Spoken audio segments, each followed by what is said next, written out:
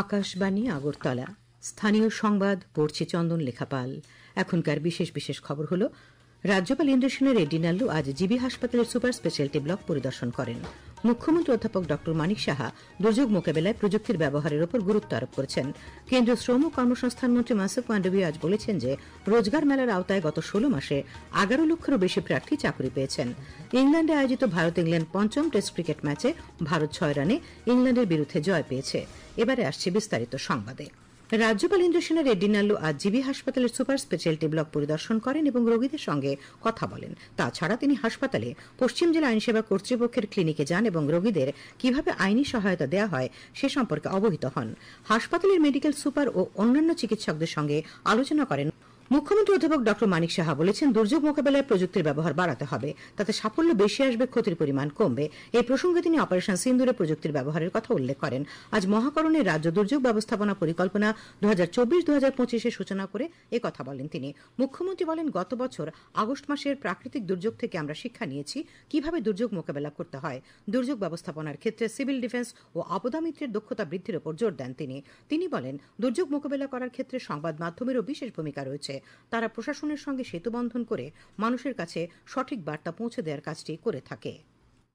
State disaster management plan 2024-25 যেটা চালু হলো, এই ক্ষেত্রে আমি যতটুকু বুঝলাম এবং যা দেখলাম যে আগামী দিনে আমাদের মাননীয় প্রধানমন্ত্রীজি যে 10 পয়েন্ট এজেন্ডা এটা উনি রেখেছেন, সেন্দাই ফ্রেমওয়ার্ক উনি রেখেছেন, যাতে করে আমাদের যে ঝুঁকিগুলো আসে বিভিন্ন সময়ে বিভিন্ন সমস্যা কি হতে পারে এবং তাতে একটা পার্মানেন্ট যখনই এই ধরনের প্রবলেম হবে আমরা পার্মানেন্টলি যেন আমরা তৈরি থাকি। আজকের অনুষ্ঠানে প্রাকৃতিক বিপর্যয়ের উপর 6টি বিষয়ের উদ্বোধন করেন মুখ্যমন্ত্রী। অনুষ্ঠানে বক্তব্য রাখেন মুখ্য সচিব জে.কে. সিনহা, পুলিশের মহানির্দেশক অনুরাগ, পিসিসিএফ আর.কে. সামল এবং রাজস্ব দপ্তরের সচিব ব্রিজেশ পান্ডে। দেশভক্তি এবং দেশপ্রেমের চেতনায় 2022-এ প্রধানমন্ত্রীর আহ্বান ছিল হর ঘর তিরঙ্গা।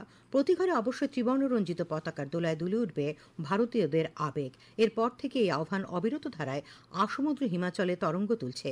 এ যেন দেশের জন্য জীবন উৎসর্গ করে দেওয়ার বীর স্বাধীনতা সংগ্রামীদের প্রতি শ্রদ্ধা জানানোর বিনম্র প্রয়াস। এ নিয়ে একটি প্রতিবেদন।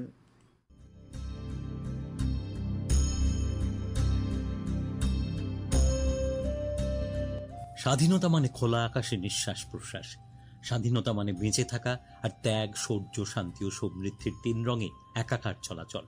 রোদে পুড়ে জলে ভিজে শ্রমের মূল্যে দুমুঠো ভাত, সবার শিক্ষা, স্বাস্থ্য আর সমৃদ্ধ দেশের জন্য গর্বে টান টান বুক এবং পরাধীনতার নাগপাশ মুক্ত অনেক অনেক সুখ। তাই শুধু একদিনে নয়, স্বাধীনতার 75 বছর থেকে আগামী 25 বছরে মানে আমাদের স্বাধীন ভারতবর্ষের 100 বর্ষ উদযাপন অবধি গোটা অমৃতকাল টানা 3 দিন 3 রাত পতাকা উত্তোলিত থাকা এবং সেলফি উইথ তিরঙ্গার সৌজন্যে সামাজিক মাধ্যমে গোটা দুনিয়াকে ডেকে বলা, আয় দেখে যা আমার দেশ, উড়াচ্ছি পতাকা অনিঃশেষ। প্রধানমন্ত্রী নরেন্দ্র মোদী জাতীয় পতাকার ডিজাইনকারী পিঙ্গালি ভেঙ্কাইয়ার 100 বর্ষ উপলক্ষে শ্রদ্ধা জানিয়ে দেশবাসীকে আহ্বান জানিয়েছেন। সেই আহ্বানের পথে 2 থেকে 8, 9 থেকে 12 এবং 13 থেকে 15 আগস্ট 3 পর্যায়ে আমরা মেতে উঠছি ও উঠব তিরঙ্গা প্রদর্শনী থেকে আলপনা, পুলিশ ও সেনা জওয়ানদের রাখি পরানো, চিঠি লেখা, আলোকসজ্জা, কুইজ, বাইক, বাইসাইকেল যাত্রা, পরিচ্ছন্নতার অভিযান, শ্রাবণের শেষ বর্ষণে সুজলতায় এগিয়ে চলা ছাড়াও নানা ত্রিবর্ণ বিন্যাসে www.harghartiranga.com ওয়েবসাইটে ত্রিবর্ণ উচ্ছ্বাসে এটাই বলা, মা তুঝে সালাম। সংবাদ কক্ষ থেকে সুবন ভট্টাচার্য, আকাশবাণী আগরতলা।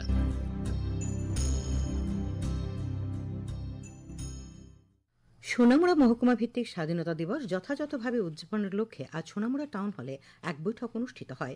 উচ্চশিক্ষামন্ত্রী কিশোর বর্মনের পৌরোহিত্যে অনুষ্ঠিত এই বৈঠকে এবছর স্বাধীনতা দিবস উপলক্ষে হর ঘর তিরঙ্গা কর্মসূচি রূপায়ণের ব্যাপারে বিস্তারিত আলোচনা হয়। উপস্থিত ছিলেন সোনামুড়া নগর পঞ্চায়েতের chairperson Sharda Chakraborty, vice chairman Shahjahan Mia, মহকুমা পুলিশ আধিকারিক শশী মোহন্তে বর্মা সহ মহকুমা প্রশাসনের পদস্থ আধিকারিকরা। খবর প্রচারিত হচ্ছে আকাশবাণীর আগরতলা কেন্দ্র থেকে।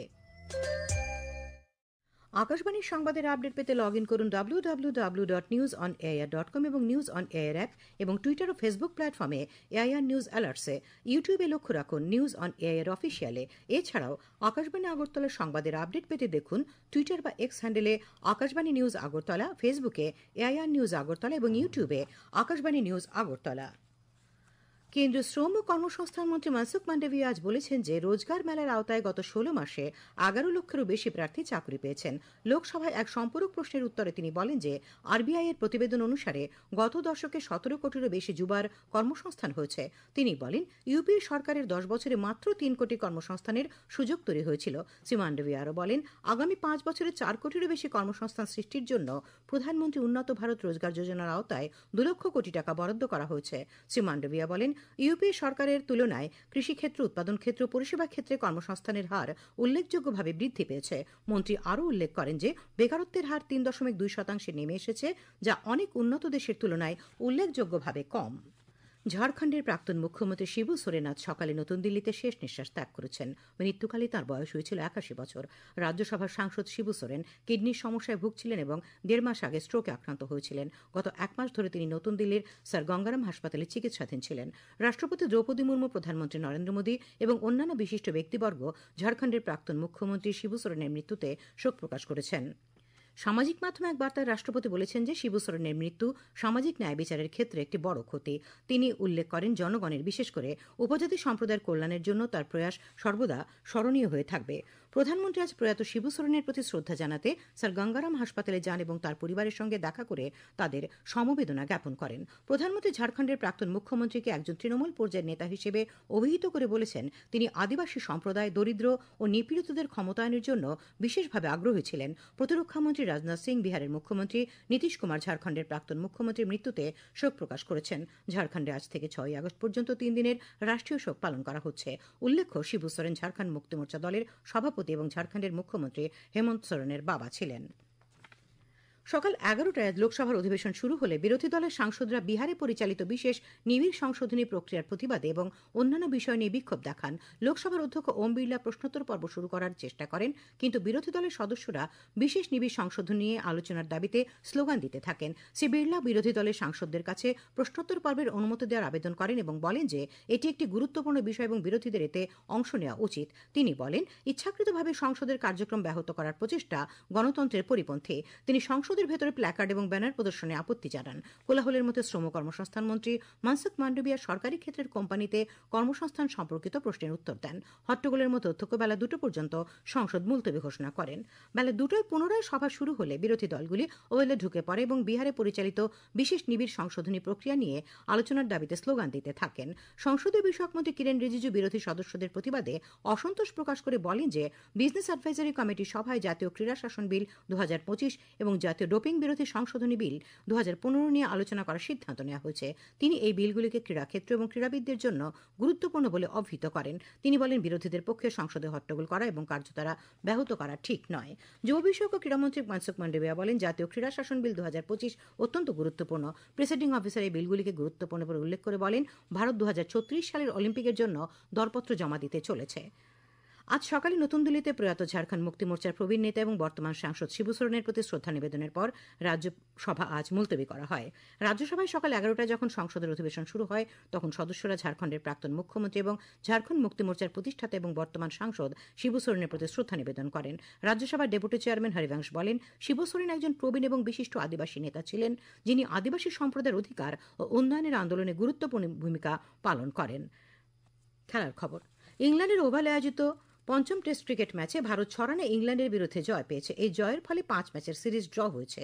আজ পঞ্চম টেস্টের শেষ দিনে জয়ের জন্য প্রয়োজনীয় 374 রানের লক্ষ্যমাত্রা নিয়ে খেলতে নেমে ইংল্যান্ড দল সবকটি উইকেট হারিয়ে 367 রান তুলতে সক্ষম হয়। ম্যাচে 2 ইনিংসে 9 উইকেট নিয়ে ম্যান অব দ্য ম্যাচ পুরস্কার পেয়েছেন মোহাম্মদ সিরাজ। যুগ্মভাবে ম্যান অব দ্য সিরিজ পেয়েছেন ভারতের শুভমান গিল এবং ইংল্যান্ডের Harry Brook. Tripura football association পরিচালিত চন্দ্রস্মৃতি ঘরোয়া প্রথম ডিভিশন লিগ ফুটবল প্রতিযোগিতার আজকের খেলায় 9 বুলেটস ক্লাব জয়লাভ করেছে। উমাকান্ত মিনি স্টেডিয়ামে বিকেলে অনুষ্ঠিত খেলায় 9 বুলেটস ক্লাব 2-1 গোলে রামকৃষ্ণ ক্লাবকে হারিয়ে দেয়। ভারতীয় আবহাওয়া বিভাগ আজ অরুণাচল প্রদেশ, আসাম, মেঘালয়, বিহার, হিমাচল প্রদেশ, কেরালা, পশ্চিমবঙ্গ, তামিলনাড়ু, উত্তরপ্রদেশ এবং উত্তরাখণ্ডে ভারী থেকে অতি ভারী বৃষ্টিপাতের পূর্বাভাস দিয়েছে। হরিয়ানা, চণ্ডীগড়, দিল্লি, জম্মু ও কাশ্মীর, লাদাখ, লাক্ষাদ্বীপ, মধ্যপ্রদেশ, নাগাল্যান্ড, মণিপুর, মিজোরাম এবং ত্রিপুরায় ভারী বৃষ্টিপাতের পূর্বাভাস দিয়েছে দপ্তর।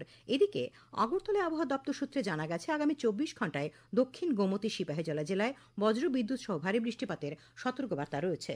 শেষ করার আগে খবরের বিশেষ বিশেষ অংশগুলি আরেকবার। রাজ্যপাল ইন্দ্রসেনা রেড্ডি নাল্লু আজ জিবি হাসপাতালের সুপার স্পেশালিটি ব্লক পরিদর্শন করেন। মুখ্যমন্ত্রী অধ্যাপক ড মানিক সাহা দুর্যোগ মোকাবেলায় প্রযুক্তির ব্যবহারের উপর গুরুত্ব আরোপ করেছেন।